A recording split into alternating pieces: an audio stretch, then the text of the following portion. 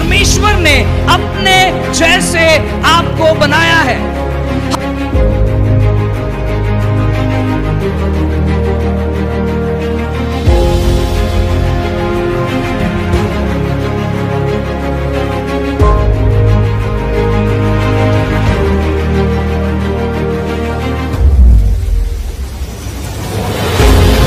कैसर का है वो कैसर को दिया जाए, और जो परमेश्वर का है वो परमेश्वर को दिया जाए।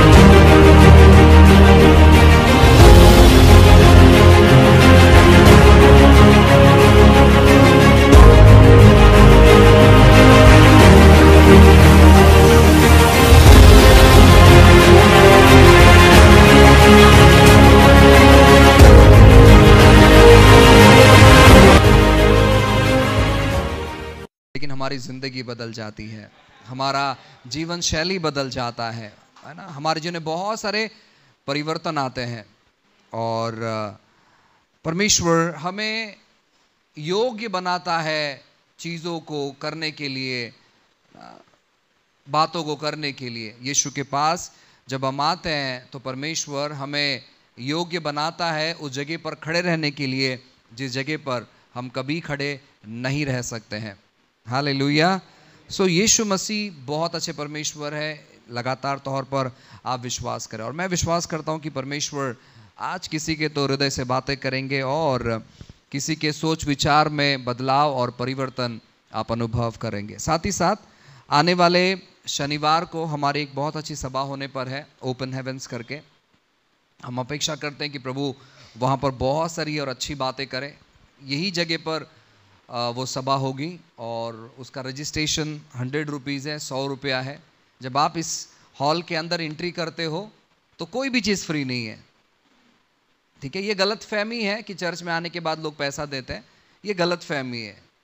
तो जो लोग ऐसे आपको बोलें कभी उनको लेके आओ, उनको अनुभव करवा के दो कि चर्च में जाने के बाद, प्रार्थना में जाने के बाद वो लोग देते नहीं हैं, लेकिन वो लोग हम लोग से लेते हैं, तो उनको वो पता चलेगा। ये बहुत सारे लोगों के अंदर गलत फहमी है, गलत सोच है।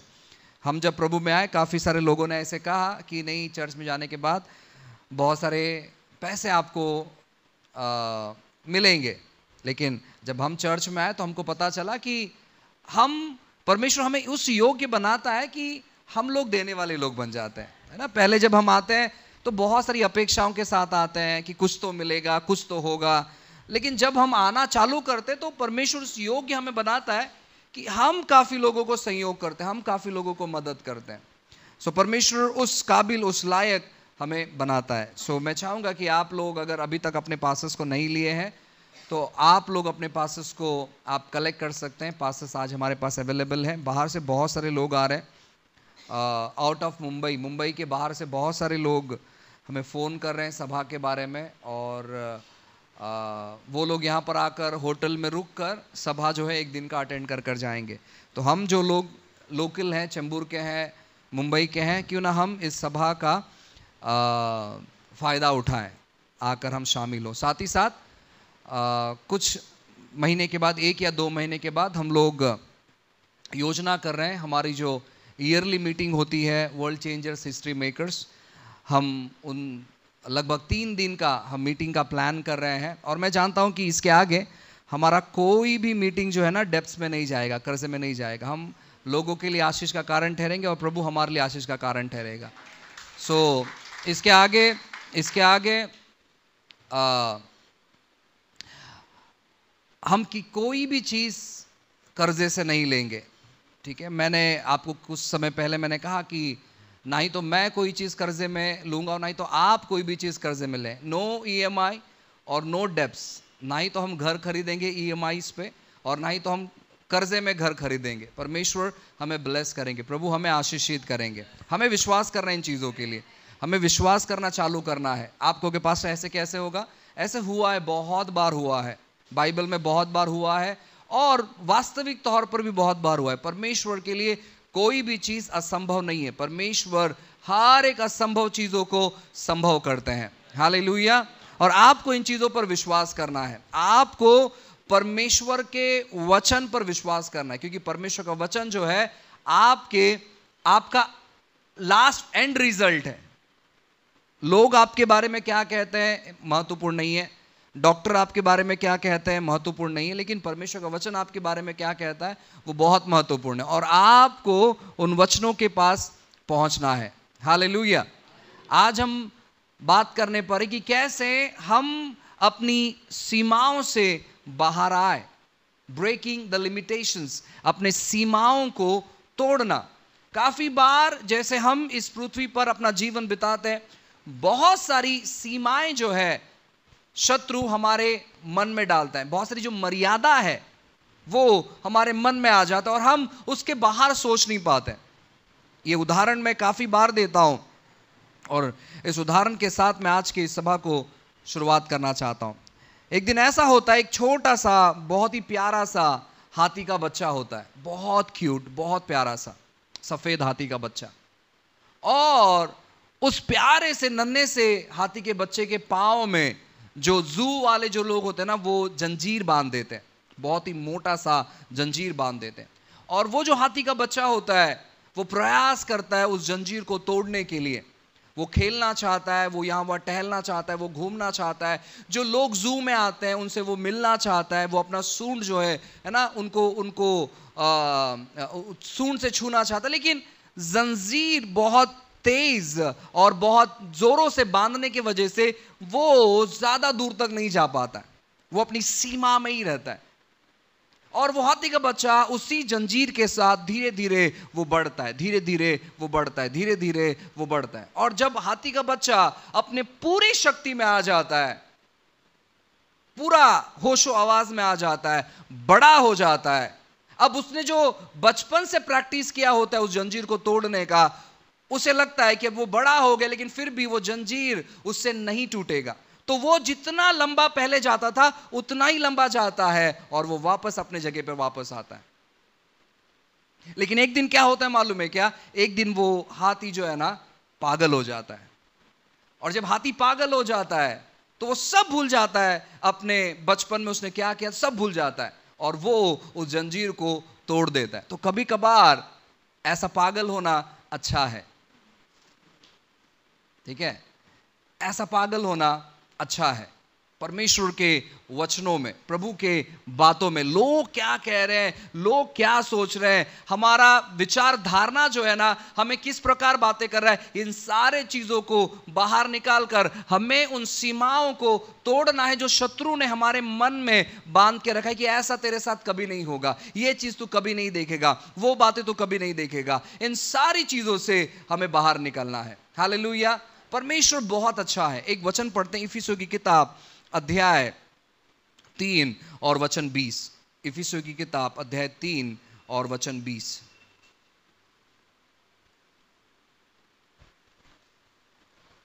अब जो ऐसा सामर्थ्य है कि हमारी विनती और समझ से कहीं अधिक काम कर सकता है, उस सामर्थ्य के अनुसार जो हम में काम करता है। ठीक है, अब बाइबल कहता है, जब आप इंग्लिश अनुवाद में पढ़ोगे बहुत सुंदर तौर पर लिखा है, बहुत सुंदर तौर पर लिखा है कि वो हमारे विचार के परे काम करता है, हमारे सोच के परे काम करता है। परमेश्वर हमारे विचारों के अनुसार काम नहीं करता, वो सीमा में नहीं रहना चाहता है, लेकिन परमेश्वर हमारे कल्पना, हमारे विचार के बाहर वो काम करना चाहता है, वो अद्भुत चीजें करना चाहता है। आप जिस प्रकार का जीवन अनुभव करना चाहते हैं उससे भी बेहतर जिंदगी परमेश्वर ने हर एक संतानों के लिए रखा है, उसके हर एक व्यक्ति के लिए रखा है। और आप परमेश्वर के संतान होने के नाई, प्रभु को जानने के नाई, मैं आपसे कहना चाहता हूं ना, आपका यह जन्मसिद्ध अधिकार है कि जो आपका परमेश्वर, आपका पिता आपके बारे में सोचता है, आप उस प्रकार अपना जीवन बिताएं। मसीह में आने के बाद, यीशु पर विश्वास करने के बाद सबसे पहला एक अच्छी बात हमारे जीवन में होती है कि वह यह है कि हम परमेश्वर को अपना पिता बुला सकते हैं। उसके पहले कोई भी व्यक्ति परमेश्वर को अपना पिता नहीं कह सकता है। लोग कैसे देखते हैं मालूम है परमेश्वर को? लोग देखते हैं परमेश्वर को लगभग 8 या 6 हाथ है और उसकी 8-10 मुंडियां हैं, और वो है ना बहुत सारे तलवार और बहुत सारे चीजों को लेकर। मैं आपसे कहना चाहता हूं, अगर आधी रात में उस भयंकर परमेश्वर ने जिसके ऊपर हम विश्वास करते थे वैसे अगर दर्शन दे दिया होता उस समय, तो शायद आज हम जिंदा नहीं रहते, क्योंकि हार्ट अटैक आ जाता था। एक व्यक्ति अगर काला मुखौटा पहनकर हमारे सामने आधी रात को खड़ा हो जाए तो ही हमें डर लगने लगता है, तो 8-10 हाथ वाला आदमी अगर खड़े हो जाए या औरत अगर खड़े हो जाए तो सोचो कितनी भयंकर स्थिति होगी। तो परमेश्वर प्रभु यीशु ऐसा बिल्कुल भी नहीं है। और आप मसीहों के अलावा अगर आप यीशु मसीह पर विश्वास नहीं करते हैं तो आप अपने परमेश्वर को पिता नहीं बुला सकते, क्योंकि कोई शास्त्र में ऐसे नहीं लिखा है।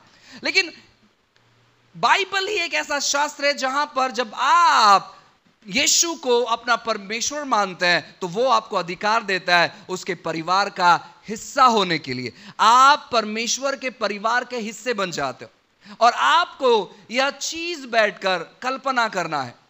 आपको मालूम है कि आप जल्दी क्यों आना चाहिए जब संडे खास करके, या जब हम कॉर्पोरेट आराधना करते, जब हम सब मिलकर आराधना करते, क्यों आप समय पर आना चाहिए मालूम है? जब आप आराधना करते होते हैं तो आप कल्पना करना चाहिए अपने परमेश्वर के बारे में। काफी बार हम बहुत सारे आशीषों को अपने जीवन में गंवा देते। जब आराधना चल रहा था तो एक चीज मेरे मन में आया कि जो लोग आराधना नहीं करते हैं ना वो घमंडी होते हैं।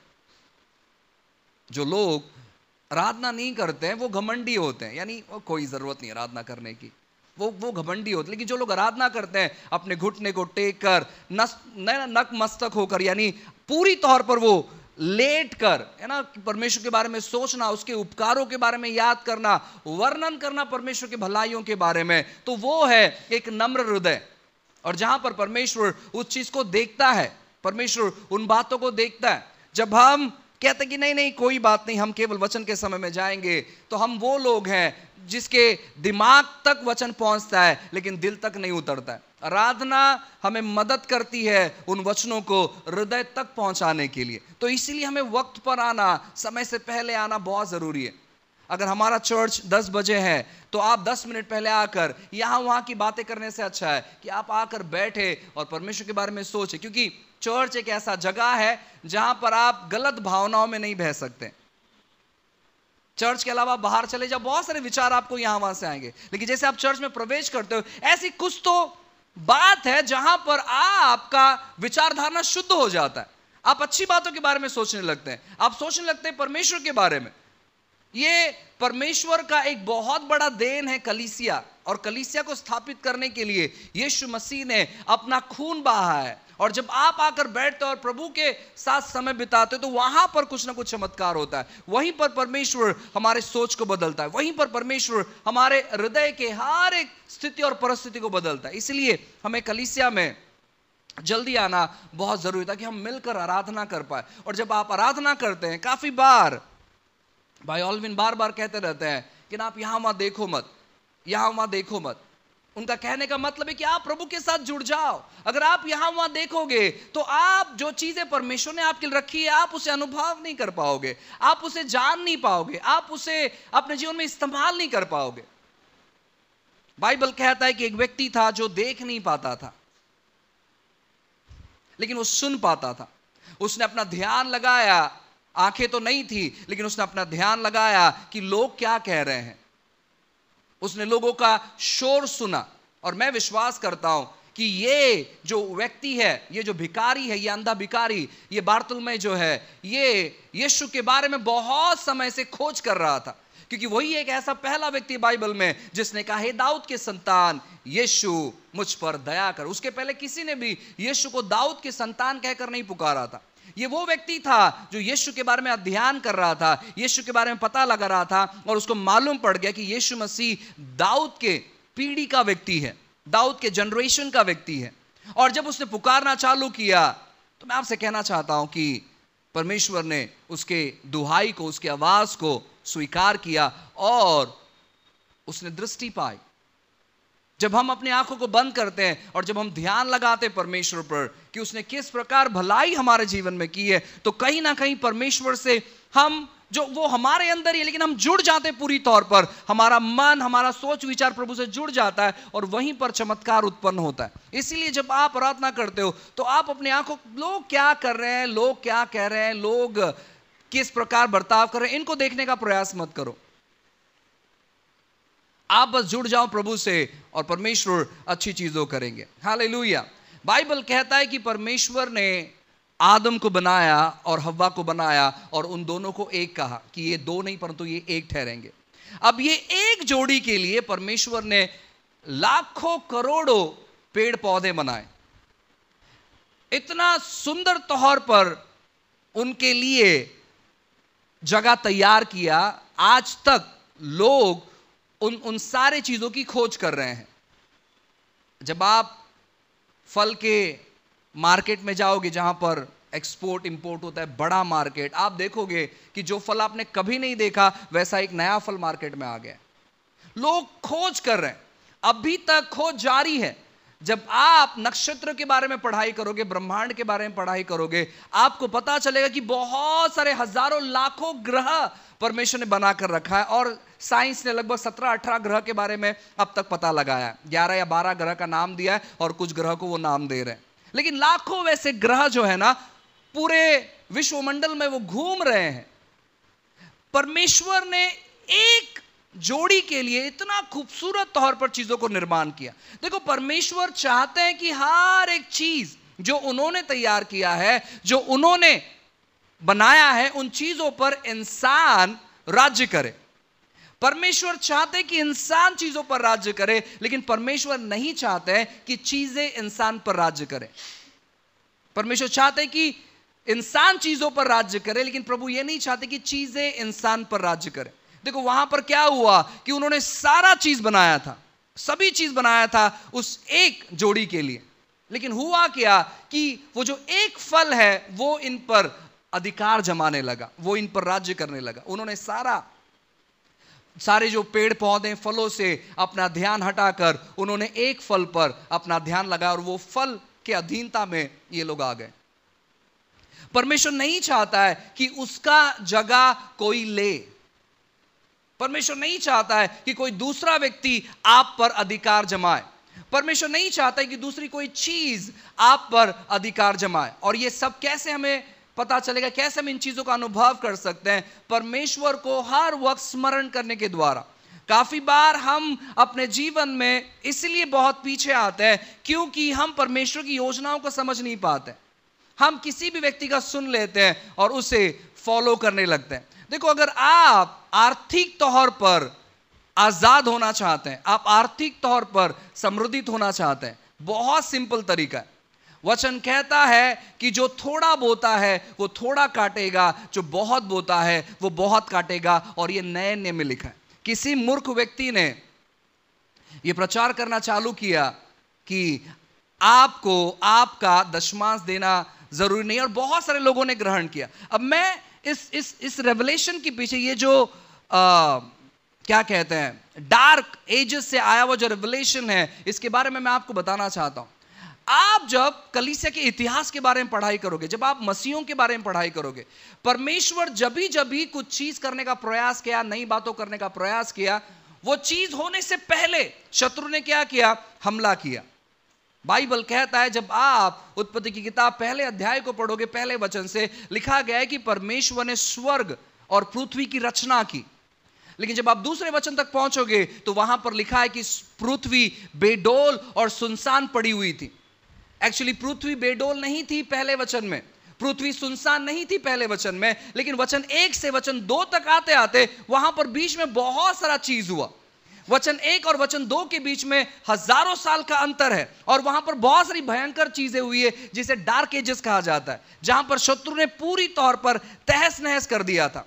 आज से जब आप 100 साल पीछे जाओगे, 150 साल पीछे जाओगे, लगभग सन 1800, वहां पर उस समय तक लोग अलौकिक चंगाई, डिवाइन हीलिंग पर विश्वास नहीं करते थे। लोगों को लगता था अलौकिक चंगाई ये शैतान की ओर से है। लेकिन परमेश्वर ने एक व्यक्ति को उभारा जिसका नाम जॉन अलेक्जेंडर डोई है।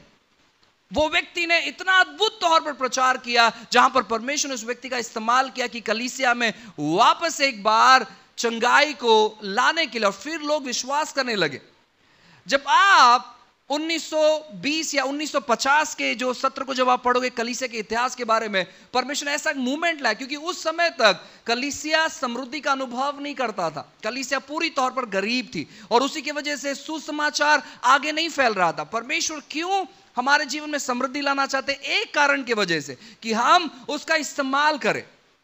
हम उसका इस्तेमाल करें परमेश्वर के राज्य को बढ़ाने के लिए। लेकिन कलीसिया, उनका देने का हृदय नहीं होने की वजह से कलीसिया उस प्रकार की चीजों को अनुभव नहीं कर पा रही। हम ज्यादातर अपने मेहनत पर विश्वास करें। क्यों हम परमेश्वर के अद्भुत बातों को अनुभव नहीं कर पा रहे मालूम है? क्योंकि हमारा भरोसा परमेश्वर के अनुग्रह पर नहीं है, हमारा भरोसा हमारी मेहनत पर है। अरे मेरा जो जॉब है, मेरा जो काम है, वहां से मुझे पैसा आता है, मेरा जो व्यवसाय है वहां से मुझे पैसा आता है, और मैं उसके भरोसे पर ही हूं, मैं उसी पर निर्भर हूं।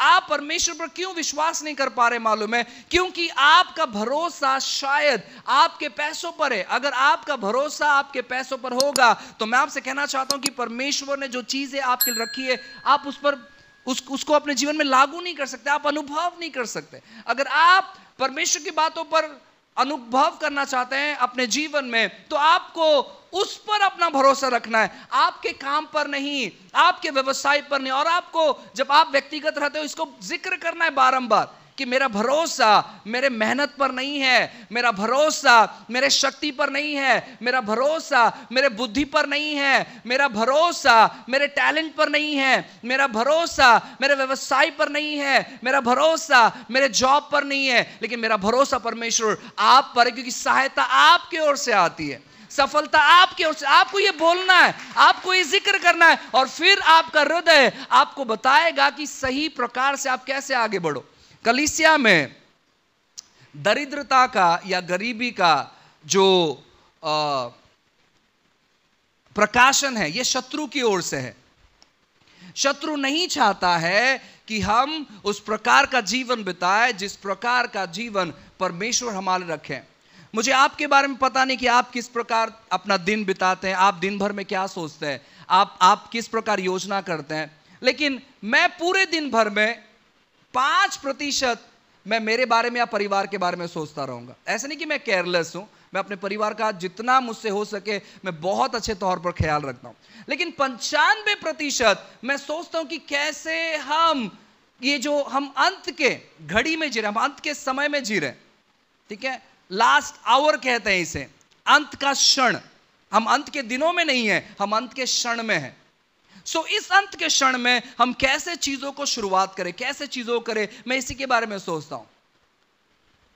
पिछले कुछ दिन पहले मैं जब प्रार्थना कर रहा था तो परमेश्वर ने एक दर्शन मेरे मन के अंदर डाला, और मैं विश्वास करता हूं कि प्रभु उस चीज को पूरा करने के लिए मुझे जरूर सहायता मदद करेगा। हम ऐसे चीजों करने पर है जहां पर हम डेली इस प्रकार मिलने पर है। डेली आप कहोगे पास्टर संडे को ही लोग बराबर से नहीं आते। मैं आपसे कहना चाहता हूं ऐसा नहीं होगा। कुछ समय के बाद लोगों के अंदर इतना भूख प्यास उत्पन्न होगा परमेश्वर के प्रति कि लोग जब तक परमेश्वर के भवन में नहीं जाएंगे वो चैन से रह नहीं सकते। इस प्रकार की चीजें होने पर है जहां पर लोग हर रोज मुलाकात करेंगे, हर रोज आकर प्रार्थना करेंगे, और वहीं से बड़ी बेदारी का शुरुआत होगा, बड़ी बेदारी का शुरुआत होगा। जब मैं इन चीजों के लिए प्रार्थना कर रहा था तो परमेश्वर ने एक दर्शन मेरे मन के अंदर डाला कि आने वाले दिनों में, मुझे पता नहीं शायद हम क्या कहते हैं, जगह बिकत लेने पर है या रेंट पर लेने पर है, वो नहीं मुझे पता, लेकिन ये हम करने पर है आने वाले दिनों में, जहां पर लगभग कम से कम 1000 स्क्वायर फीट का एक जगह हम हायर करने पर या फिर हम खरीदने पर है, और वहां पर लगभग कम से कम 100 लोग वहां पर बैठ सके, और हर दिन एक भी दिन हम मिस नहीं करेंगे, हर दिन वहां पर प्रार्थना चलेगा, जहां पर हम मिलकर प्रार्थना करने वाले कि परमेश्वर अपनी बेदारी को आप यहां से शुरू करें, आप यहां से शुरू करें। हम लगातार तौर पर मध्यस्थी करने पर, लगातार तौर पर प्रार्थना करने पर है, और परमेश्वर से इस बेदारी को मांगने पर है। और मैं इसी के बारे में योजना कर रहा हूं। मैंने काफी लोगों से बात किया, जितने भी मेरे कांटेक्ट में एजेंट्स है, मैंने सभी से बात किया। मैंने कहा कि इस प्रकार का जगह मुझे चाहिए। उन्होंने पूछा कि आपका बजट क्या है। मैंने कहा उसका टेंशन आप मत लो, आप जगह देखो, बजट का हम देखेंगे। मैं कल एक व्यक्ति से बात कर रहा था, उन्होंने कहा ब्रदर आपको बहुत महंगा पड़ेगा। मैंने कहा उसका फिक्र आप मत करो, मैं आपसे पैसा नहीं मांग रहा हूं, आप केवल जगह देखने का काम करो। अगर हम अपना कदम आगे उठाएंगे, परमेश्वर हमारे जीवन में चीजों को करेगा, वो देखता है कि कौन कदम उठाने पर है। मैं आपसे कहना चाहता हूं कि आने वाले दिनों में परमेश्वर इसी प्रकार आप हर एक लोगों से बातें करने पर है। आपकी सीमा जो आप सोच रहे, अरे इतना सब मुझे करने नहीं हो रहा है, अब मैं उतना कैसे करूंगा, परमेश्वर सबसे प्रथम आपके विचार धारणाओं में, आपके सोच में, आपकी कल्पना में परमेश्वर बेदारी लाने पर है। जहां पर आप सोचोगे आपकी अपेक्षा से बाहर, आप सोचोगे आपके कल्पना से बाहर, हम काफी बार बहुत सीमित हो जाते हैं सोचने के लिए जो हमारे पास है उसी चीज के अनुसार। लेकिन मैं आपसे कहना चाहता हूं परमेश्वर कभी भी आपके पास जो है उससे वो सीमित नहीं है, उसे वो इस्तेमाल करेगा अपने अद्भुत चीजों को इस पृथ्वी पर लाने के लिए। परमेश्वर ढूंढता है इस सदी में ऐसे लोगों को। उसने अगर एक व्यक्ति के लिए इतना सब कुछ दिया, अब मेरी प्रार्थना क्या है मालूम है? मेरी प्रार्थना ये कि प्रभु आपने कहा कि तू मुझसे राष्ट्र मांग और मैं राष्ट्र तुझे दे दूंगा, तो 1000 स्क्वायर फुट जगह आप नहीं दे सकते क्या? सिंपल प्रेयर है ना? आपने कहा राष्ट्र मांग, राष्ट्र दूंगा। 1000 स्क्वायर फुट क्या है प्रभु आपके लिए? उतने से जगह पे तो आपका एक पैर का उंगली भी नहीं बैठेगा, तो उतना छोटा जगह मांग रहा हूं, छोटा सा ही जगह है आपके लिए, आप उतना सा जगह प्रोवाइड नहीं करोगे। मेरी ऐसी प्रार्थना है। अब मैं ये नहीं सोच रहा हूं कि नहीं परमेश्वर कैसे भी कर ना इतना सा हो जाए, नहीं नहीं, मैं कहता हूं कि परमेश्वर उतना मुझे कम से कम चाहिए जहां पर 100 लोग इकट्ठे हो पाए। परमेश्वर हमारे विचार धारणाओं में उस बेदारी को लाना चाहते हैं, हमें हर एक सीमाओं से बाहर लाना चाहते हैं। आपको आपकी सीमाओं से बाहर आना है, तब जाकर आप अनुभव करोगे परमेश्वर का। आपके पास जो चीज है अगर आप उसी के बारे में कैलकुलेशन करोगे, आपका कैलकुलेशन हमेशा माइनस में आएगा, आप हमेशा माइनस में रहोगे। कैलकुलेशन परमेश्वर के योजना के अनुसार करो, जो उसका है वो उसके लिए अर्पण करो, जो उसका वक्त है उसके लिए समर्पित करो। नहीं पास्टर, अगर मैं संडे को अगर चर्च में आ जाऊंगा तो मेरा जो काम का छुट्टी हो जाएगा पास्टर, और 2000 रुपये नुकसान हो जाएगा। आप गलत कैलकुलेशन कर रहे हैं। आप आपके 2000 नुकसान का देख, लेकिन परमेश्वर कुछ अलग बातों को देख रहा है, परमेश्वर कुछ अलग बातों को कहना चाहता है। देखो, कोई भी व्यक्ति परमेश्वर के पास आकर वो कंगाल नहीं हुआ है, पूरे इतिहास में एक जगह भी नहीं है। यहां तक कि प्रेरितों के काम में ऐसा लिखा गया है कि लोगों के पास जो प्रॉपर्टी था वो सब कुछ उन्होंने बेच दिया, वो सब कुछ प्रेरितों के पांव के नीचे लाकर डाल दिया, लेकिन वहां पर यह लिखा है कि उनमें से एक भी जन कंगाल नहीं था। यह सोचने वाली बात है, ये ऐसे कैसे हो सकता है? मेरे पास अगर 100 रुपया है और अगर मैं 100 रुपए किसी को दे देता हूं तो मेरे पास 0 है, मेरे पास कुछ नहीं है, मैं कंगाल हो चुका पूरी तौर पर। लेकिन लिखा गया कि उनमें से एक भी व्यक्ति दरिद्र नहीं था। यह परमेश्वर का कैलकुलेशन है, और जब हम उस पर भरोसा करना चालू करते हैं फिर वो हमारे जीवन को उभारने लगता है, वो हमारे जीवन को तैयार करने लगता है, वो हमें सही लोगों से मिलने के लिए मदद करता है, वो हमें सही जगह पर पहुंचने के लिए मदद करता है, वो हमें सही चीजें करने के लिए मदद करता है। देखो, हमारा परमेश्वर कल, आज और युगान युग वो एक सा है। इब्रानी की किताब अध्याय 13 में लिखा है कि वो कल, वो आज और युगान युग वो एक सा है, वो कभी नहीं बदलता। उसने जो किया है वो अभी भी उन चीजों को करने की क्षमता रखता है। हालेलुया। कहो, परमेश्वर मेरी स्थिति बदल सकता है, परमेश्वर मेरी स्थिति बदल रहा है।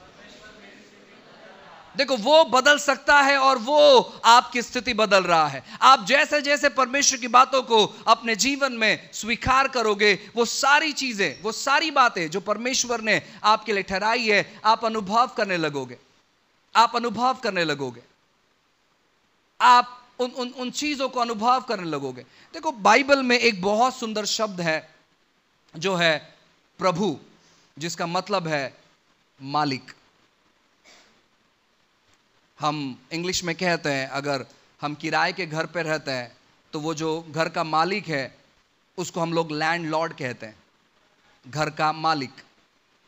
और वो जो लॉर्ड शब्द है, वो जो प्रभु शब्द है, वो है हम परमेश्वर को देते हैं। और हमें लगता है कि प्रभु इसका मतलब है यीशु, लेकिन प्रभु इसका मतलब होता है मालिक। और जब आप यीशु को अपना मालिक कहते हैं, इसका मतलब है कि आपका जो कुछ है वो सब उसका है।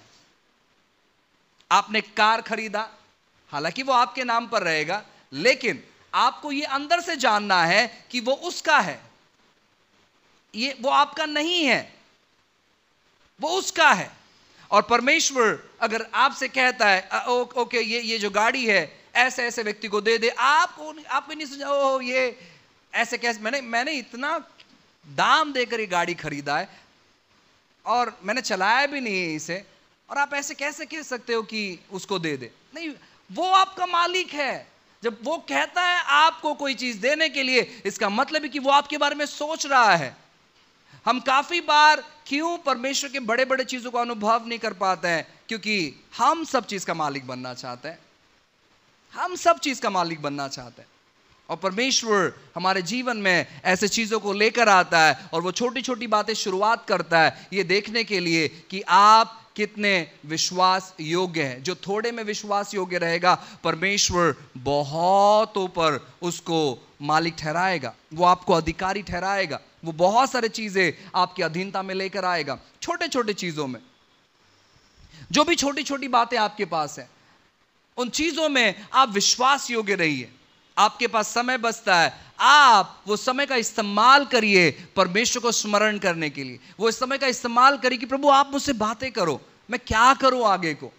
जब आप इन चीजों को सोचोगे तो मैं आपसे कहना चाहता हूं ना, परमेश्वर आपके विचार के बाहर काम करने लगेगा। लेकिन हम अक्सर क्या करते हैं, हम जिस सीमा में हैं हम उतना ही सोचते हैं। आज क्या पकाना है, आज दोपहर में क्या पकाएंगे, आज शाम को क्या पकाएंगे, और कल सुबह फिर नाश्ता क्या रहेगा, हम उतना ही सोचते हैं। उसके बाहर हम सोचते नहीं है। हम कभी ये सोचते हैं कि यार आज कुछ अच्छा पकाकर वो फैमिली को हम लोग जाके देंगे। अगर आप नहीं सोचते, सोचना चालू करो। वो परिवार यीशु को नहीं पहचानता है, और आज मेरा तबीयत ठीक है, सो मैं आज कुछ तो अच्छा पकाऊंगा और उन लोगों से जाके मुलाकात करूंगा, मैं उन्हें इनवाइट करूंगी अपने परिवार में, और उनके लिए हम अच्छा खाना परोसेंगे, हम अच्छा खाना देंगे और उनको प्रभु के बारे में बताएंगे। परमेश्वर देखता है, प्रभु देखता है, आप अगर उसके लिए 1 रुपया भी खर्चा करते हैं, वो देखता है उन चीजों को, वो नजरअंदाज नहीं करता है। उसने देखा कि वो महिला जिसके पास कुछ नहीं था सिवाय 2 सिक्के के,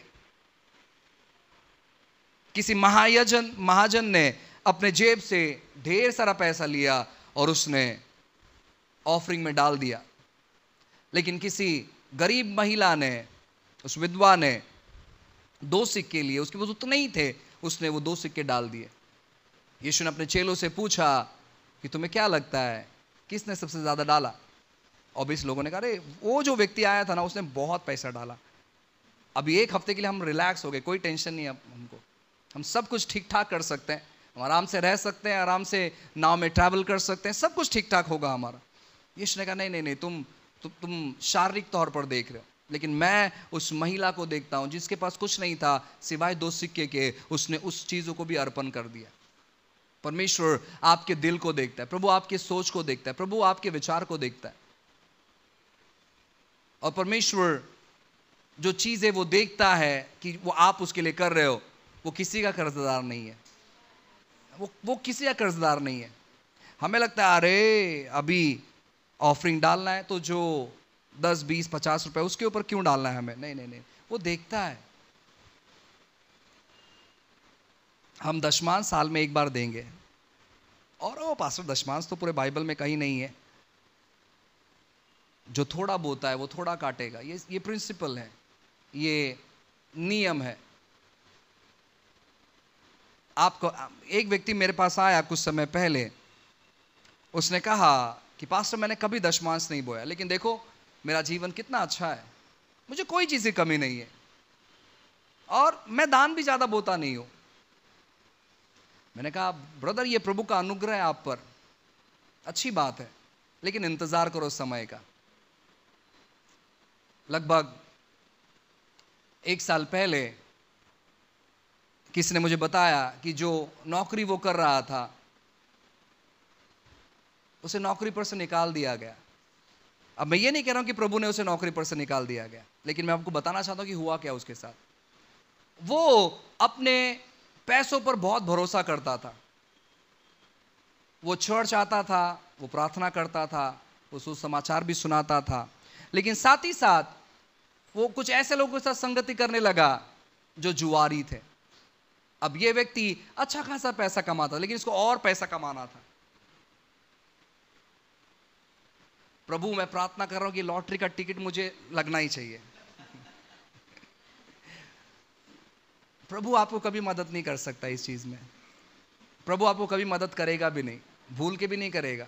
उल्टा आप देखो, अगर एक बार अगर कोई यीशु को नहीं जानता है उसको लग जाएगा, लेकिन जो यीशु को जानता है और उसने प्रार्थना किया उसको कभी नहीं लगे। ये स्कीम परमेश्वर के पास नहीं चलता है। कोई कहता है अरे ये भविष्यवक्ता जो है ये सब कुछ बता सकता है, फोन नंबर बताता है, घर का एड्रेस बताता है ना, सब कुछ बताता है, घर में क्या क्या चीज़ है सब बताता है। तो इसको ये बोलो कि अगले दिन लॉटरी का नंबर क्या लगेगा। मैं आपसे कहना चाहता हूं, प्रभु वो सब चीज़ कभी नहीं बताते, क्योंकि वो गलत जरिया है, वो जरिया ही गलत है। सो ये व्यक्ति वहां पर गया और फिर वो लोगों के साथ व्यवहार करने लगा, वो जुआ खेलने लगा और वो बहुत सारा उसके ऊपर कर्जा हो गया। कुछ समय पहले उसने वापस मुझे फ़ोन किया। मैंने उससे पूछा अभी आपकी स्थिति कैसी है बताओ। उसने कहा पास्टर ऐसे ऐसे चीज़ें हो गया। मैंने कहा आपका भरोसा परमेश्वर पर नहीं था, आपका भरोसा आपके पैसे पर था, इसलिए आपने क्या सोचा कि मैं पैसों से पैसे कमाऊं। अगर आप परमेश्वर को अपना जरिया समझते, अगर आप परमेश्वर को अपना सोर्स समझते, आपका ध्यान, आपका मन जो है ना पैसों पर नहीं रहता, आपका ध्यान परमेश्वर पर रहता और आप पैसों का इस्तेमाल करते परमेश्वर के राज्य को बढ़ाने के लिए। आप परमेश्वर का इस्तेमाल नहीं करते अपने पैसों को बढ़ाने के लिए। आप समझ रहे हैं? लोग परमेश्वर का इस्तेमाल करते हैं अपने पैसों को बढ़ाने के लिए, और ये उनकी गलत फहमी है। शत्रु किस प्रकार उनके जीवन में आकर हमला करता है वो जान नहीं पाते। क्यों? क्योंकि उनका हृदय पैसों पर बना हुआ है। परमेश्वर चाहते हैं आपके पास सब कुछ रहे, लेकिन परमेश्वर ये नहीं चाहते कि आप चीजों के पास रहे। आप पर कोई भी चीज नियंत्रण नहीं करना चाहिए, आपके ऊपर कोई गलत विचार नियंत्रण नहीं करना चाहिए, आपके ऊपर कोई गलत सोच नियंत्रण नहीं करना चाहिए। आप हर चीजों पर नियंत्रण करना चाहिए और आपको यह करना चालू करना है जिस भी स्थिति और जिस भी हालत में आप हो। आप दिन का 100 रुपया कमाते हो, यह महत्वपूर्ण नहीं है। ओ पास्टर 100 रुपये तो कमाते हैं, 10 रुपए से क्या हो सकता है, कोई प्रॉब्लम नहीं है। आपका पैसा इंपॉर्टेंट नहीं, आपका हृदय इंपॉर्टेंट है। जिस हृदय से आप कहते हो कि परमेश्वर मैंने आज 100 रुपया कमाया और प्रभु इसमें से मैं 20 रुपया मैं परमेश्वर आपके भवन के लिए मैं निकालता हूं, ये आपका है। परमेश्वर उन चीजों को देखता है।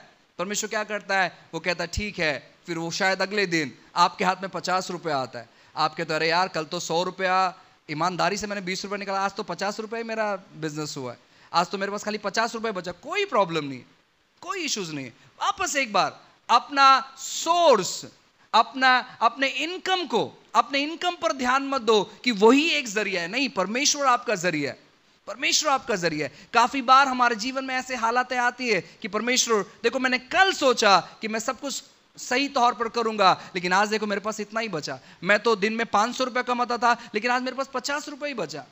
कोई प्रॉब्लम नहीं है। परमेश्वर देखता है उन चीजों को, परमेश्वर देखता है उन बातों को। आप उसमें से आप 10 रुपये लेते और कहते कि परमेश्वर मैं धन्यवाद देता हूं, कम से कम मेरे पास इतना तो है। कितने लोग के पास वो भी नहीं है।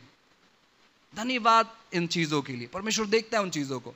हो सकता है कि अगले दिन आपके पास 1000 रुपये आ जाए, आप कहते हो अरे चलो अभी मेरा सब कवर हो गया, अब मैं ये सबको कैलकुलेट करता हूं और हिसाब किताब करता हूं और सबको दे देता हूं, फिर उसके बाद में सोचूंगा। आप वापस माइनस में जाओ। क्यों? क्योंकि आपने जो चीज शुरू किया उसको अधूरे में बंद मत करो, उसको अधूरे में बंद मत करो। परमेश्वर पर भरोसा करो, वो वक्त पर चीजों को ठीक करेगा। कोई भी व्यक्ति आकर आपके कॉलर को नहीं पकड़ सकता है अगर परमेश्वर आपका साथी है। अगर आपका पार्टनर परमेश्वर है तो कोई माई के लाल इस पृथ्वी पर पैदा नहीं हुआ है जो आकर आपके कॉलर को पकड़ सके। आपका पार्टनर कौन है ये मायने रखता है। आपके पास पैसे कितने ये मायने नहीं रखता है। आपके पास पैसे कितने ये मायने नहीं रखता। आपका पार्टनर कौन है ये मायने रखता है। आपका पार्टनर कौन है ये मायने रखता है। आप आपके पार्टनर को किस प्रकार देखते हो ये मायने रखता है। आपका परमेश्वर आपका एक बेस्ट पार्टनर है जो हमेशा आपके साथ में रहता है। आप 19-20 कर सकते हैं लेकिन वो 19-20 कभी नहीं करता। वो अपना बेस्ट करता है आपके लिए, वो सर्वोत्तम करता है आपके लिए, वो सर्वोत्तम करता है आपके लिए। आप कितना उसके बारे में किस प्रकार सोचते हो ये मायने रखता है। आप किस प्रकार सोचते हो उसके बारे में ये बहुत मायने रखता है। क्योंकि जब आप उसके बारे में बेहतरीन सोचते हो, वो सोच उसको इजाजत देती है आपके जीवन में कार्य करने के लिए। आपका सोच उसे परमिशन देता है आपके हालातों को बदलने के लिए और आपके जीवन में कार्य करने के लिए। काफी बार हम अपने सोच में बहुत सीमित हो जाते हैं। मुझे नहीं लगता है ये चीज हो सकता है, मुझे नहीं लगता है ये बातें हो सकती है, मुझे नहीं लगता है ये चीजें होगी। नहीं, आप किस प्रकार अपने पार्टनर के बारे में सोचते हैं बहुत मायने रखता है। हर चीजों में वो आपका पार्टनर बनना चाहता है।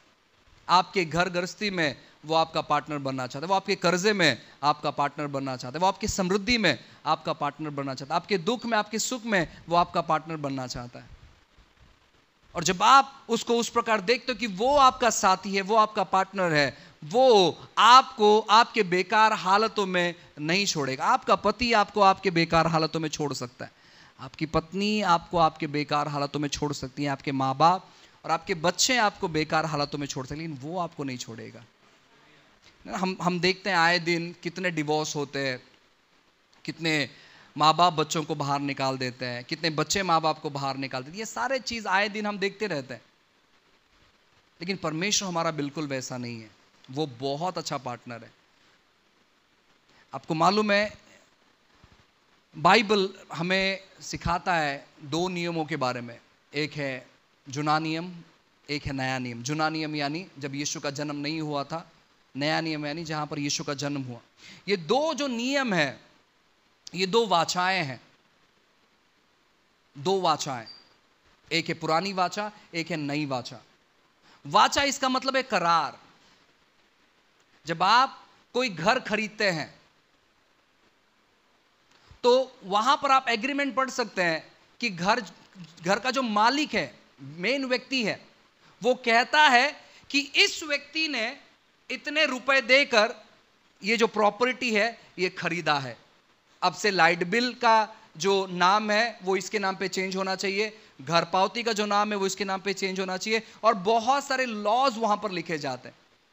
ये व्यक्ति सब चेंज कर सकता है क्योंकि अब से ये जगह, ये चीजें इसकी हो गई है। क्यों? क्योंकि वहां पर एक्सचेंज हुआ है। आपने उसे रुपए दिए और उसने आपको जगह दिया, वो एक्सचेंज हुआ है। उसे कहते हैं करार करना, उसे कहते हैं वाचा बांधना। सेम उसी प्रकार जब आप यीशु मसीह पर विश्वास करते हो, आपके और परमेश्वर के बीच में वाचा बन जाता है। लेकिन यहां पर ये जो वाचा ये थोड़ा सा अलग है। यहां पर आप कुछ नहीं करते, सब कुछ वो करता है। जब आप यीशु के साथ जुड़े, आपने कुछ नहीं किया सिवाय विश्वास के, वो सब करता है। और इसीलिए वो वाचा कभी नहीं टूटता है। वो सब कुछ करता है। उसने खून बहाया, उसने अपना जान दिया, वो गाड़ा गया, वो पुनरुत्थित हुआ, वो स्वर्ग में उठा लिया गया, वो दोबारा, वो सब कुछ वो करता है। आपको कुछ नहीं करना है, बस आपको उसके साथ जुड़े रहना है, ये कहते हुए कि परमेश्वर आप मेरे पार्टनर है। आपके हर एक क्षण में उसे देखिए कि वो आपका पार्टनर है, और देखो परमेश्वर कैसे आपके जीवन में कार्य करते हैं। एक बहुत सुंदर वचन है, उसको हम पढ़ेंगे। पहला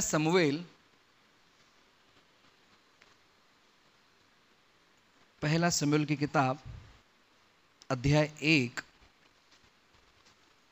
पहले शमूएल की किताब अध्याय 1 वचन 9 से 11। तब शीलो में खाने और पीने के बाद हन्ना उठी और यहोवा के मंदिर के चौखट के एक बाजू के पास एली याजक कुर्सी पर बैठा हुआ था। वह मन में व्याकुल होकर यहोवा से प्रार्थना करने और बिलक बिलक कर रोने लगी, और उसने उससे यह मन्नत मानी, हे सेनाओं के यहोवा, यदि तू अपनी दासी के दुख पर सचमुच दृष्टि करे और मेरी सुधि ले और अपनी दासी को भूल न जाए और अपनी दासी को पुत्र दे, तो मैं उस उसे उसके जीवन भर के लिए यहोवा को अर्पण करूंगी और उसके सिर पर छुरा फिरने न पाएगा। ठीक है, अब यहां पर एक बहुत बेहतरीन कहानी है। बाइबल का सबसे महत्वपूर्ण जो भविष्यवक्ता या पहला भविष्यवक्ता, बड़ा भविष्यवक्ता, वो था शमूएल। और लिखा गया है कि शमूएल जन्म लेने से पहले, कुछ स्कॉलर कहते कि 15 साल तक हन्ना प्रार्थना करती, कुछ लोग कहते कि 19 साल तक हन्ना प्रार्थना कर रही थी। लेकिन एक दिन ऐसा है कि वो बहुत दर्द से भर चुकी थी और वो आती है परमेश्वर के भवन में और वो प्रार्थना करने लगती है। वो प्रार्थना करती है अपने सारे दुखों के साथ कि परमेश्वर आप मुझे लड़का दे और ये लड़का आपकी ही सेवा करेगा। प्रभु आप मुझे बच्चा दे, ये बच्चा आपकी सेवा करेगा। यहां पर ये प्रार्थना करना चालू करती है।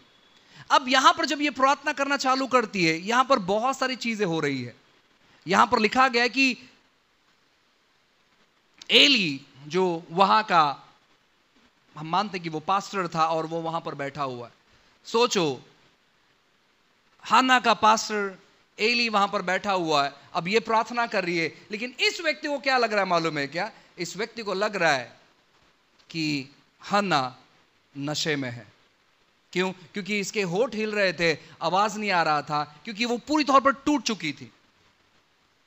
अब ये हन्ना के साथ बातें कर रहा है और कहता है कि तू नशे में चूर है, तो क्यों यहां पर आई हुई है?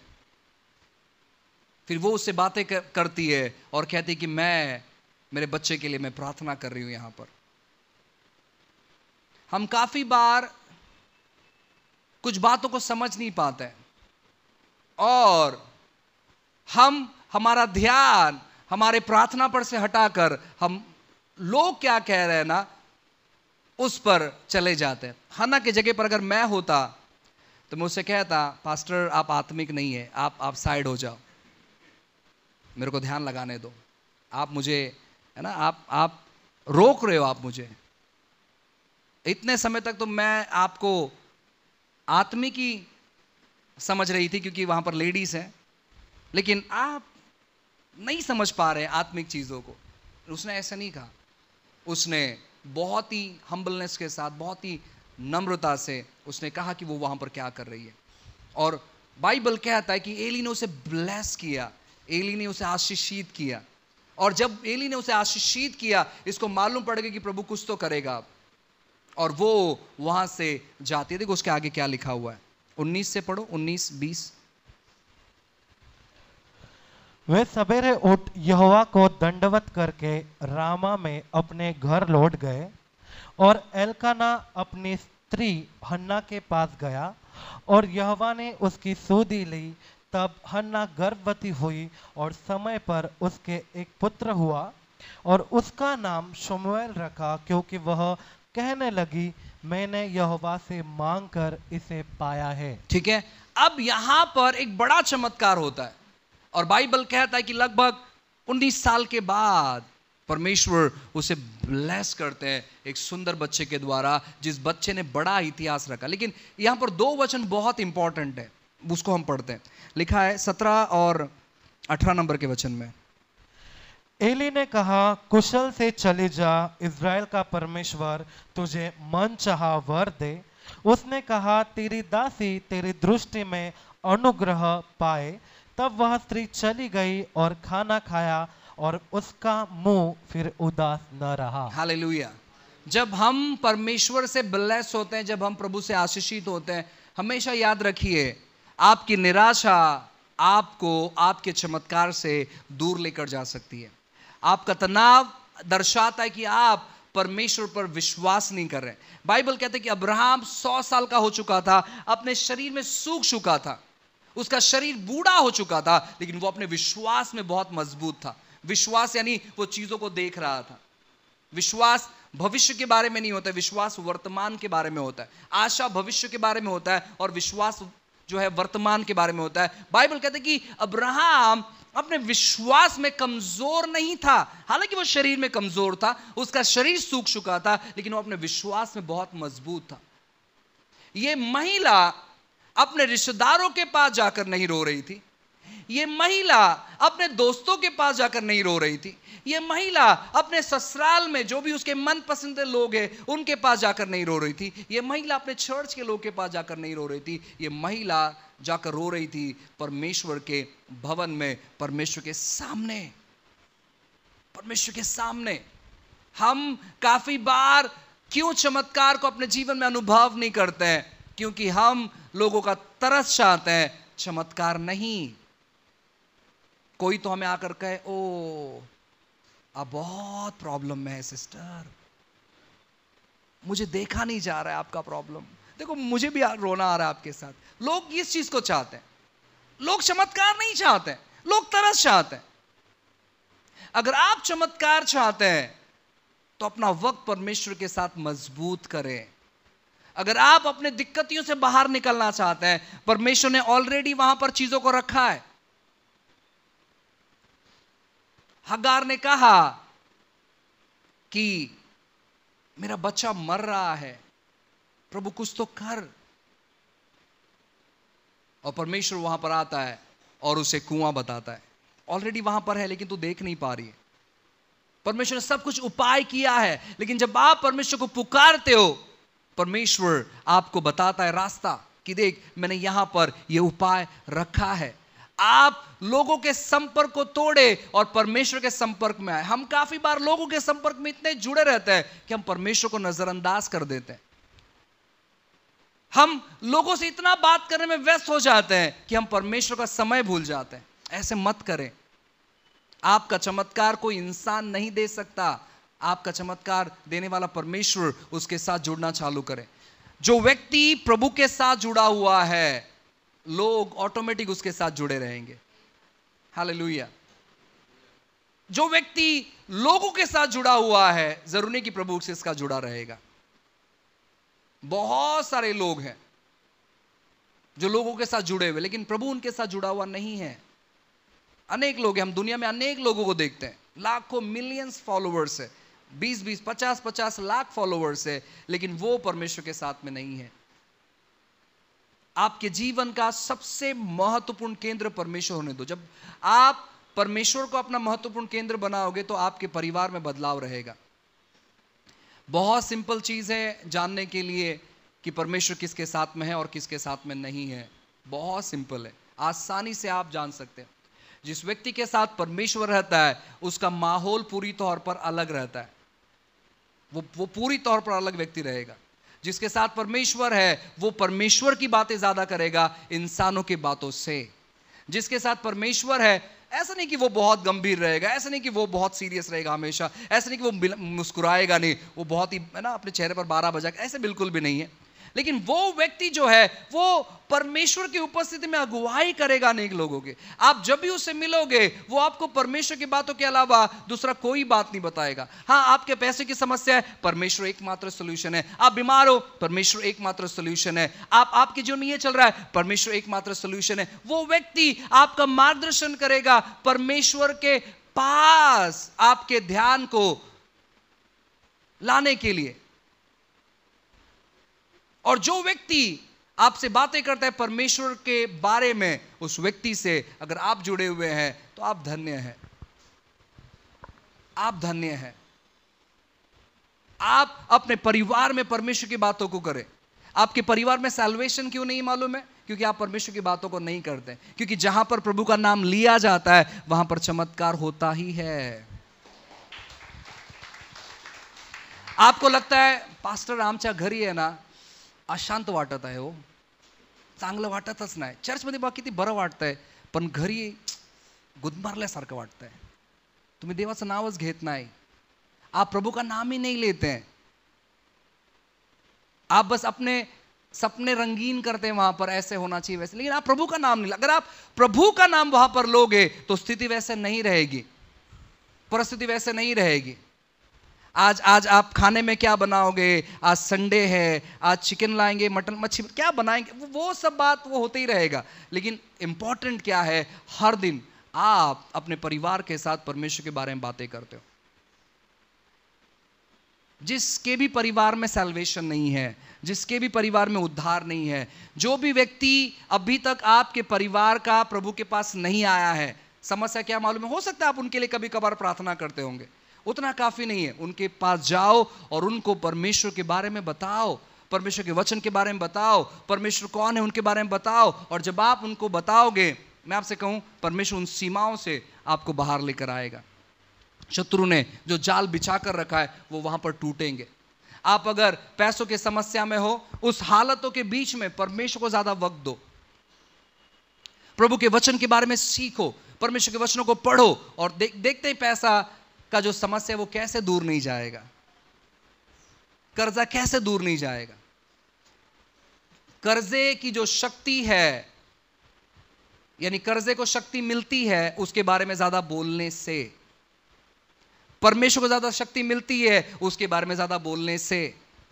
जब आपके घर में परेशानी के बारे में ज्यादा बोलते रहोगे तो माहौल डरावना रहेगा, क्योंकि उसको शक्ति मिलती है आपके शब्दों के द्वारा। लेकिन अगर आप चाहते हो कि परमेश्वर की उपस्थिति आपके घर में भारी मात्रा में बनी रहे, आप परमेश्वर के वचनों को बोलते रहो। परमेश्वर ने अंधकार को देखा और कहा उजाला हो, और उजाला हो गया। और वही सामर्थ परमेश्वर ने आपको दिया है। आपके जबान में जीवन और मृत्यु की शक्ति है। आप डिक्लेयर करना चालू करो, आप बोलना चालू करो कि ये चीजें मेरे घर में हो रही है, ये बातें मेरे परिवार में हो रही है, प्रभु ये वचन मेरे परिवार में पूरा हो रहा है, मैं और मेरा घराना मिलकर प्रभु की सेवा करेंगे और ये चीज हम देख नहीं पा रहे, ये चीज हो रहा है। और कुछ समय के बाद आप अनुभव करोगे परमेश्वर कुछ भी कर सकता है। मैं एक छोटी सी गवाही बताऊंगा और फिर हम प्रार्थना करेंगे। जब मैं प्रभु में आया, अब मेरे परिवार यहीं पर है, मेरे मम्मी डैडी यहीं पर है। जब मैं प्रभु में आया, मुझे लगता है कि हमारे पूरे खानदान में मैं पहला लड़का हूं जहां पर परमेश्वर ने जिसे चुना। और यीशु कौन है हमें नहीं पता था, और उतना पता था कि एग्जाम चालू होने से पहले अगर आप चर्च में जाकर प्रार्थना करते हो तो आप पास हो जाओगे। और उसी विश्वास से हमारे स्कूल के सामने एक चर्च हुआ करता था और हम वहाँ पर शर्त लगाते थे, यानी वहाँ पर एक मूर्ति हुआ करता था। वो हमारी भावनाएं थी, क्योंकि हम बहुत सारे ऐसे वैसे मूर्ति की तो पूजा ही करते थे। तो वहाँ पर भी यीशु की एक मूर्ति हुआ करती थी और एक छेद हुआ करता था, और वहां पर उस छेद में आपको सिक्का रखना है और सिक्के को जोर से मारना है। और अगर सिक्का बराबर उस मूर्ति के पांव के नीचे गिरा, मतलब है कि आपकी मनोकामनाएं पूरी हो गई। सो हम हर वक्त ऐसे किया करते थे। सो एक दो बार मेरा सिक्का नहीं गिरा, लेकिन फिर भी मैं पास हो गया। मैंने कहा प्रेज गॉड, प्रभु की स्तुति हो। सो जब मेरा सैल्वेशन हुआ, उद्धार हुआ, तो परिवार में मैं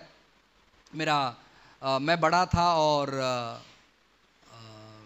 प्रभु ने चुना। और फिर उसके बाद हर दिन लगभग शाम 6 बजे से रात 12-1 बजे तक हम सेवा के लिए बाहर जाते थे। भाई ऑलविन भी उस समय थे हमारे साथ, और हम सब लगभग 15-20 लोग इकट्ठे होते थे एक जगह, और हम सब लोग प्रार्थना के लिए दूर दूर जाते थे, बहुत दूर दूर तक, और ऑलमोस्ट चल के जाते थे, क्योंकि उस समय हमारे पास किराया नहीं होता था। और हमारे पास्टर बहुत अच्छे थे, वो कहते थे आप लोग चल के आओ, मैं रिक्शे में जाता हूँ आगे। सो हम लोग पूरा जितने यंग जनरेशन थे, यंग लोग थे, हम सब जाते थे सेवा के लिए। और बिल्कुल भी हमारे अंदर ऐसा नहीं था कि अरे यार इतना दूर चल के जाना है, बिल्कुल भी नहीं। हम ऑलमोस्ट 3 से 4 घंटा चलते थे, 1 घंटा प्रार्थना अटेंड करने के लिए। सो मुझे अभी भी याद है कि रात में एक दिन आने के लिए बहुत देर हो गया, मैं लेट घर पर पहुंचा, और मेरे पिताजी ने वहाँ पर चिल्लाना चालू किया, इतना लेट आते हो, ये होता है प्रार्थना के लिए, है ना, कोई जिम्मेदारी नहीं है, वगैरह वगैरह वगैरह वगैरह। सो मैंने कहा कि यार ये रोज़ चिल्लाते हैं, अभी क्या कर सकते हैं। मैंने कहा चलो प्रार्थना करते हैं। और मैं उस दिन रात को बहुत गंभीर तौर पर मैंने प्रार्थना की। मैंने कहा कि परमेश्वर, आप मुझसे बातें करते हैं, आप मेरे परिवार से भी बातें करो। और उस रात परमेश्वर ने क्या किया, उस प्रार्थना को पकड़ा और मेरे पिताजी से बातें करना चालू किया। मेरे पिताजी ने एक दर्शन देखा, शायद मुझे लगता है यीशु के बारे में उनका पहला दर्शन था। उन्होंने देखा कि चारों तरफ से है ना एक प्रकाश, एक लाइट उनके ऊपर आ रहा है, और एक लाइट से आवाज आ रहा है कि तू मेरे बेटे को क्यों सताता है। और जैसे उन्होंने सुना, उन्होंने अपना हाथ जोड़ा, उन्होंने प्रार्थना किया और कि मैं इसके बाद नहीं सताऊंगा, और वो लाइट जो है ना गायब हो गया। फिर सुबह उठते ही मैं तो मेरे पिताजी चले गए, तो मेरे माँ से मैंने पूछा कि क्या हो गया, क्योंकि माहौल थोड़ा सा चेंज हो गया था। उन्होंने कहा कि आपके पिता जैसे उठे सुबह, उनका हाथ पांव जो है ना वो थर थर कांपने लगा, और उन्होंने मुझे बताया कि ऐसे ऐसे चीजें हो गई। मैंने कहा प्रेज गॉड, अभी कोई समस्या नहीं होगी। और उस दिन के बाद मुझे कोई समस्या नहीं हुई सेवा के लिए। मैं रात में कभी आता था, कभी हम लोग बाहर ही पूरा रात हम लोग बिताते थे प्रभु के बारे में बात करने के लिए, सीखने के लिए, सुनने के लिए। मैं आपसे कहूं, इस प्रकार परमेश्वर ने हमारे परिवार में बदलाव लाया। और जो भी चीजों से हम गुजर रहे थे, लगभग 2 महीने के बाद, वो दर्शन देखने के बाद लगभग 2 महीने के बाद हमारा पूरा परिवार जो है ना प्रभु में आ गया, पूरा परिवार। फिर उनको मैंने बैप्टिज्म दिया और वो मजबूत है प्रभु में। अब कोई समस्या नहीं है। अब कोई व्यक्ति, कोई शैतान, कोई इंसान उनको प्रभु से दूर नहीं लेकर जा सकता, है ना। उनको कोई गैर मसीह बात करने दो, कोई भी व्यक्ति बात करने दो, उनको पता है कि उनको उनसे क्या बात करना है। अब मैं उनको ये नहीं सिखाता हूं कि आपको उनसे क्या बात करना है, वो उनको खुद पता है कि वो उनसे क्या बात करना चाहिए, क्या बात नहीं करना चाहिए। वो मुस्लिम लोगों से बात करते हैं, वो पुजारियों से बात करते हैं, और प्रभु उनकी अगुवाई करता है। मैं आपको बता रहा हूं ये कि जब आप परमेश्वर के लिए खड़े हो, देखो मेरा वो समय का स्थिति बहुत डेंजरस था, क्योंकि मैं जवान व्यक्ति था। अगर वो ज्यादा प्रेशर लाते तो मैं कहता ठीक है, मैं कभी कभार फिर चर्च में जाऊंगा, कभी कभार मैं प्रार्थना में जाऊंगा। लेकिन मैंने वो निर्णय नहीं लिया। हालांकि हमारे घर का कंडीशन बहुत खराब था उस समय, बहुत खराब था, और मैं वहां पर कमाता, और अचानक से सोचो घर में 5-7 हजार 10 हजार रुपये आना कम हो गया उस समय में, तो कैसे स्थिति रहेगा। और मैंने कहा कि मैं कुछ काम नहीं करूंगा, मुझे सेवा करना है। वो मेरे लिए बहुत कठिन समय था। क्योंकि परिवार को भी देखना है, सेवा भी करना है। लेकिन मैंने क्या किया, मैंने कहा कि परमेश्वर मुझे मदद कर खुद को कठोर करने के लिए, क्योंकि मुझे आपकी सेवा करना है। लेकिन कुछ समय के बाद परमेश्वर स्थिति बदलने लगा। कुछ समय के बाद मेरे जो भाई थे वो घर का पूरा जिम्मेदारी संभालने लगे। धीरे धीरे कर परमेश्वर ने उनके मन में बातें की, और वो धीरे धीरे कर अपनी जिम्मेदारियों को संभालने लगे, परिवार को संभालने लगे, हमारे घर को पूरी तौर पर संभालने लगे, और मुझे पूरी तौर पर आज़ादी मिल गई सेवा करने के लिए। जितने भी जवान लोग हैं, अगर आप परमेश्वर के लिए ठोस कदम नहीं उठाओगे तो ये संसार में जो चीज है वो आप पर अपना मजबूत गढ़ बना लेगा। और अगर उन्होंने आप पर मजबूत गढ़ बना लिया तो आपका भविष्य अंधकार में रहेगा। आप चाहते तो बहुत कुछ प्रभु के लिए करने के लिए, लेकिन आप क्यों नहीं कर पाते? क्योंकि आप ठोस कदम नहीं उठाते। आपको ठोस कदम उठाना। आप जितने भी लोग यहाँ पर बैठे हैं, जितने भी जवान लोग हैं, आपके माता पिता अगर इस जगह पर है तो आप बहुत धन्य लोग हैं। आपके ऊपर किसी प्रकार का प्रेशर नहीं है। जिस प्रेशर से मैं गुजरा हूं, शायद आप लोग उस प्रेशर से नहीं गुजरे। आप मुझसे भी बेहतरीन कर सकते हैं, आप मुझसे बेस्ट कर सकते हैं, लेकिन आपको ठोस कदम उठाना है। आप समझौता नहीं कर सकते, आप कॉम्प्रोमाइज नहीं कर सकते, आप समझौता नहीं कर सकते।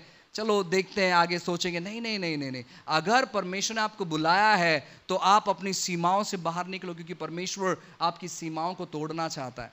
परमेश्वर आपकी सीमाओं को तोड़ना चाहता है। परमेश्वर आपकी सीमाओं को तोड़ना चाहता है। किसी ने मुझसे कहा कि पास्टर आप सब ये कैसे कर लेते हो? हमारे पास तो एक प्रकार का इनकम है, आपके पास तो कोई इनकम नहीं है। मैंने कहा आपका भरोसा इनकम पे है, मेरा भरोसा उस पर है जो इनकम भेजता है। आपका भरोसा उस पर रहो जो इनकम भेजता है। और जब आप उस पर भरोसा करने चालू करोगे ना, कुछ भी हो सकता है। फिर कुछ भी हो सकता है, कुछ भी हो सकता है। आपके इनकम पर भरोसा मत करो। बीते दिन में बहुत सारे बैंक्स बंद हो गए, शायद आपको पता होगा।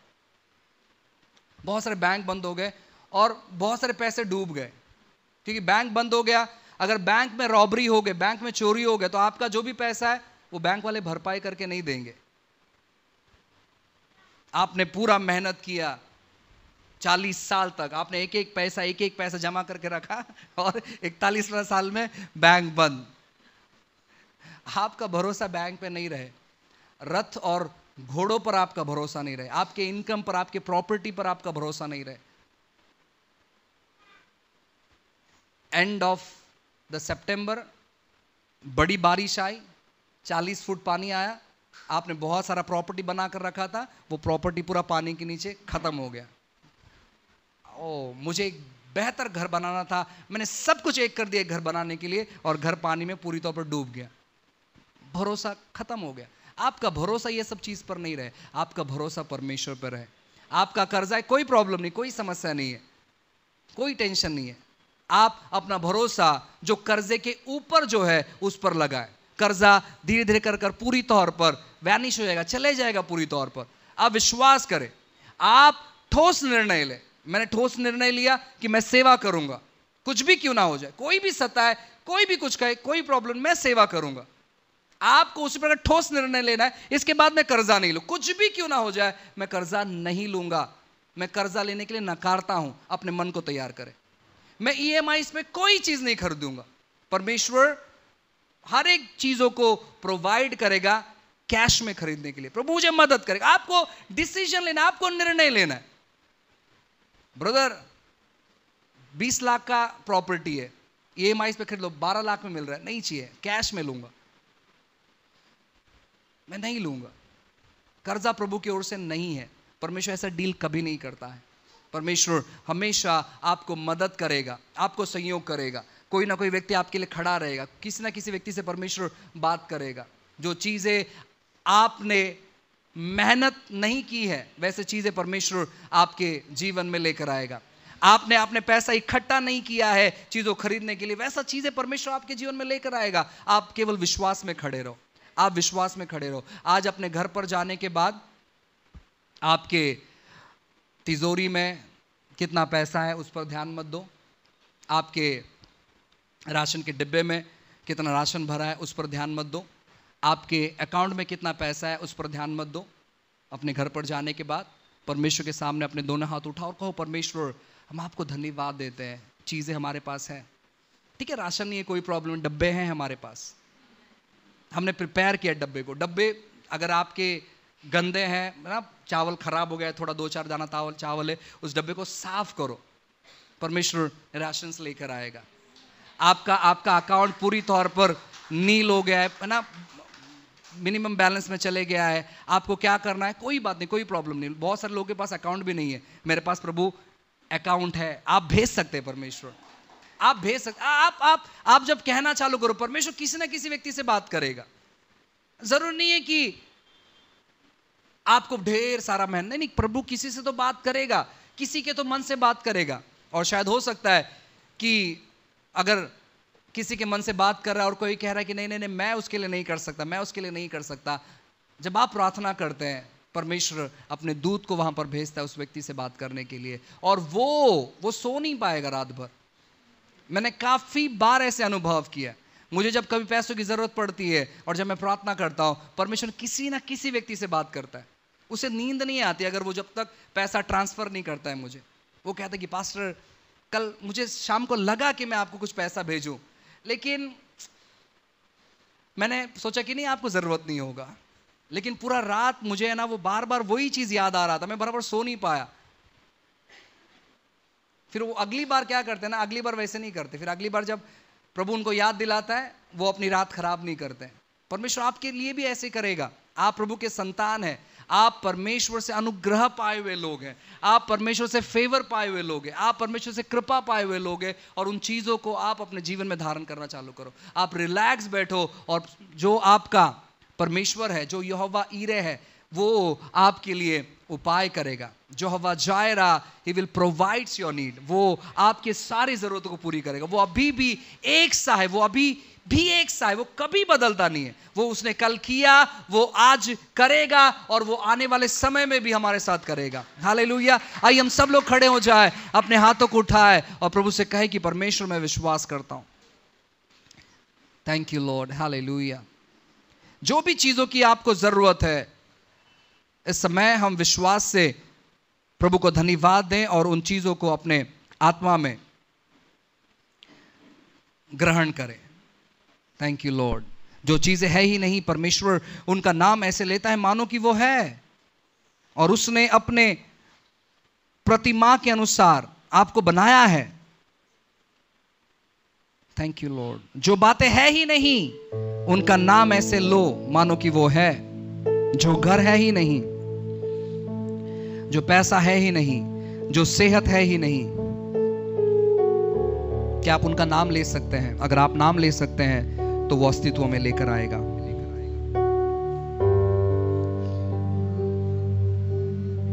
Thank you lord, hallelujah. Thank you Lord. Love you Jesus.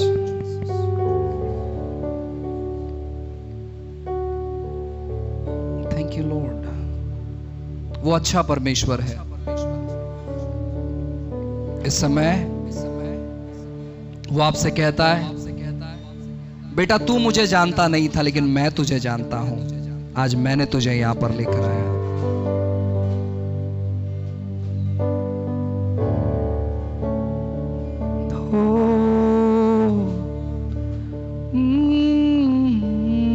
Thank you lord, hallelujah. आइए अपनी आंखों को बंद कर उसे स्मरण करें।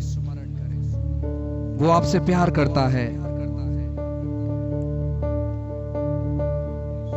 प्रभु आपके परिवार में शांति को लेकर आएगा।